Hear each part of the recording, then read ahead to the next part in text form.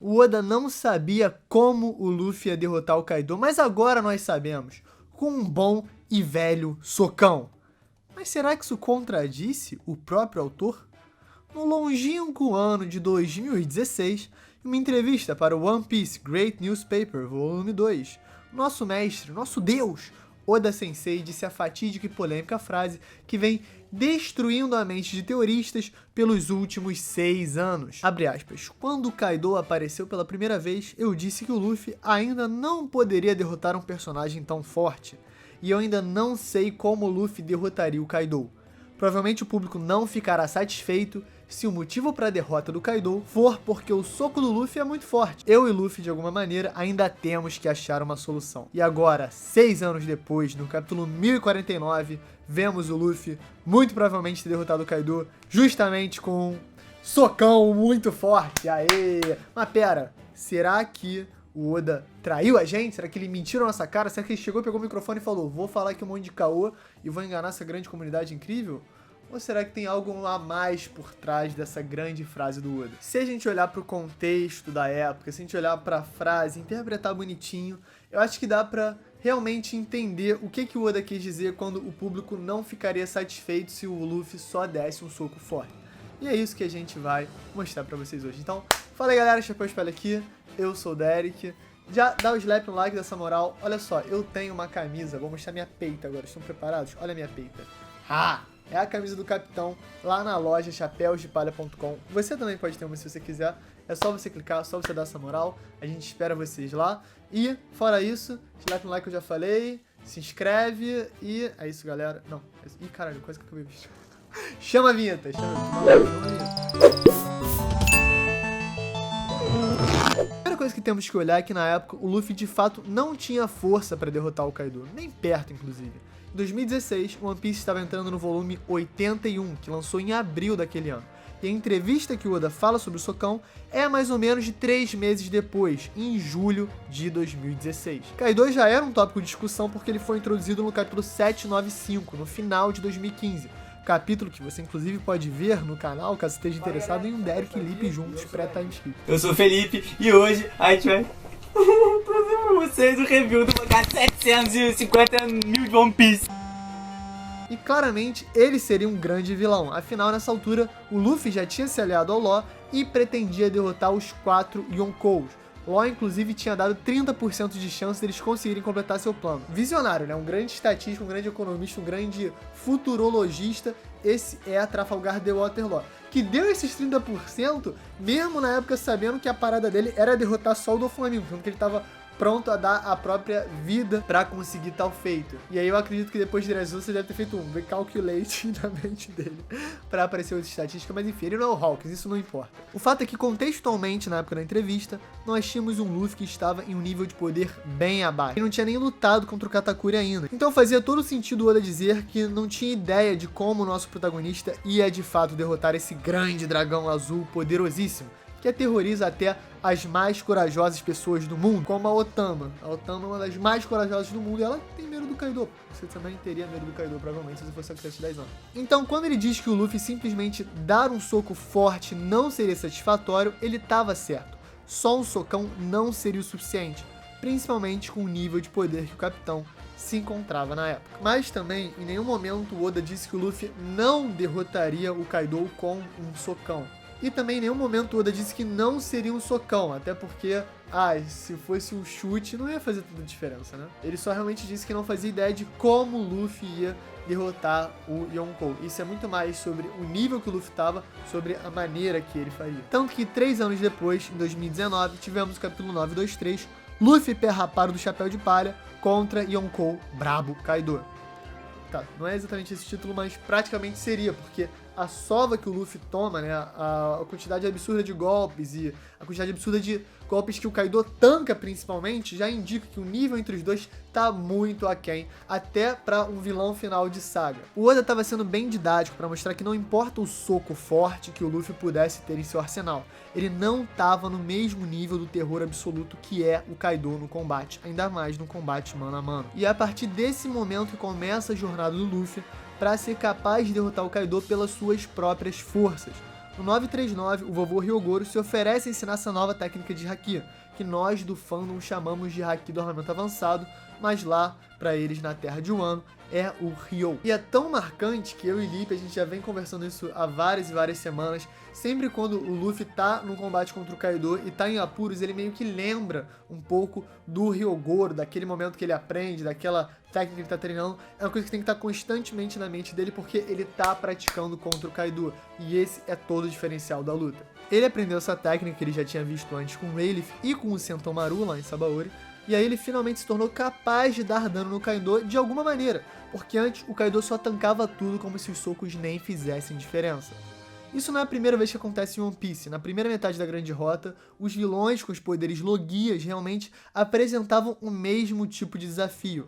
Era como se o Luffy não conseguisse nem golpear eles fora uma condição especial, como ele descobriu contra o Crocodile usando água e até o seu sangue para conseguir fazer contato, e também contra o Enel, já que as propriedades da borracha da sua fruta o tornavam capaz de dar danos no Deus do Trovão. E aí no ultra celebrado capítulo 1000, a gente tem uma grande quebra de paradigma, que é o Luffy não conseguindo só usar o Haki do armamento. Quando ele dá o Red Rock, ele usa também o Haki do Rei Avançado. Aqui do Rei Avançado, você já sabe, né? Não é exatamente esse nome, mas é como a gente aqui na comunidade consegue chamar, que é essa vontade do rei, né? O Haki do Rei sendo aplicado em combate, né? Quando você atinge ele com o soco, mas sem tocar diretamente, porque esse é o rolê do Haki do Armamento Avançado e do Haki do Rei Avançado. E justamente por ter aprendido a canalizar o seu Haki do Armamento e destruir objetos sem tocar diretamente neles, que o Luffy, que é um gênio do combate, conseguiu fazer a mesma coisa com o Haki do Rei, assim completando o último passo para realmente conseguir lutar contra o Kaido de igual para igual. O Haki da Observação Avançado, que o fez capaz de desviar de golpes que antes eram um hit KO certo,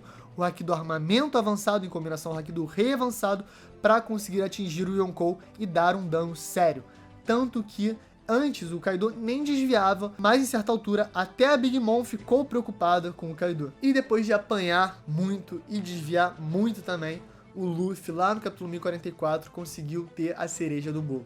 Depois de virtualmente morrer, o seu coração parar de bater, ele tem o despertar da sua fruta, que é revelado como a Hito-Hito no Mi, modelo Nika, Deus do Sol. Temos toda a questão dos poderes que parecem de um desenho, e um dia eu vou falar disso mais a fundo. Mas é fato que a partir desse momento, o Luffy chegou em um novo patamar em combate, agora conseguindo afetar o Kaido diretamente e também desviar das maneiras mais bizarras dos golpes do Yonkou. E aí a gente tem o clash final, né? Que é o Bajrangan contra o golpe de magma / armadura de Susanoo, de dragão, enfim, aquele incrível golpe poderosíssimo que o Kaido apresenta para combater. Ele resolve pegar de frente porque o Kaido tá nesse nível que ele quer ir pro Vai ou Racha. Ele é o Kaido, né? Ele é o último obstáculo e por isso ele encara o Luffy dessa maneira. E é fato, temos o Luffy dando um fatídico socão no Kaido para tentar finalizar o combate. Esse soco representa muito, porque não é só um soco forte por si, ele é a combinação de centenas de capítulos de batalha e aprimoramento dentro do enredo feito para derrotar justamente o Kaido. Por isso, quando o Luffy dá o Bajrangan, ele só é possível porque não tá tocando diretamente o magma em formato de dragão do Kaido. Ele é propositalmente um ataque que evita esse clash elemental que provavelmente ia pulverizar a pele do Luffy, empurrando toda a sua determinação do rei e conseguindo destruir o Kaido com um belo de um socão. E olha que curiosidade interessante sobre o Bajrangan. Bajran é uma divindade hindu e no mito hindu o Bajran come o sol pensando que é uma fruta. Então, não é engraçado o Luffy, que tem a fruta do Nika, Deus do Sol, usar esse golpe contra o Kaido para finalizar o combate? Eu acho que realmente teve muitos elementos que justificaram um socão.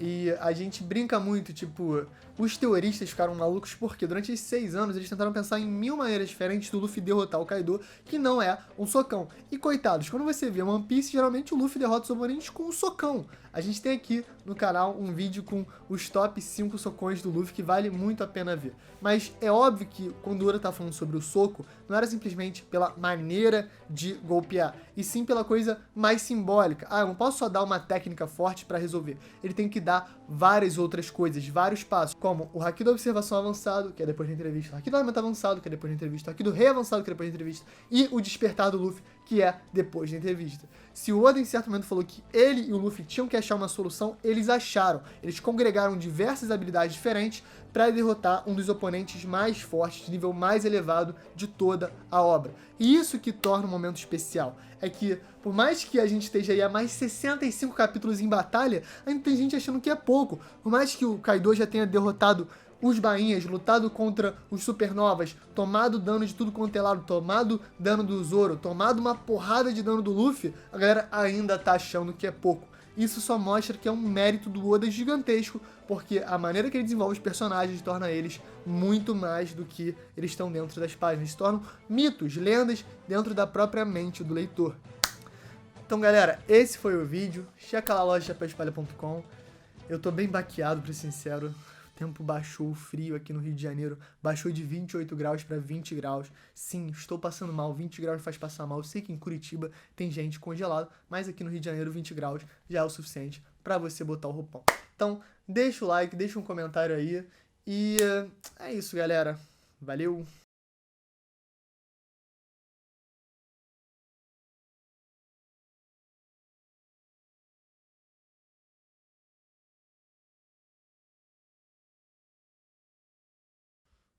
Pode palha secreto. Ih, microfone apagado. Pode palha secreto. Aqui estou eu secretamente falando que eu não tiro o roupão há 3 dias, entendeu? E vou pro jogo do Flamengo hoje. Seja o que Deus quiser, irmão.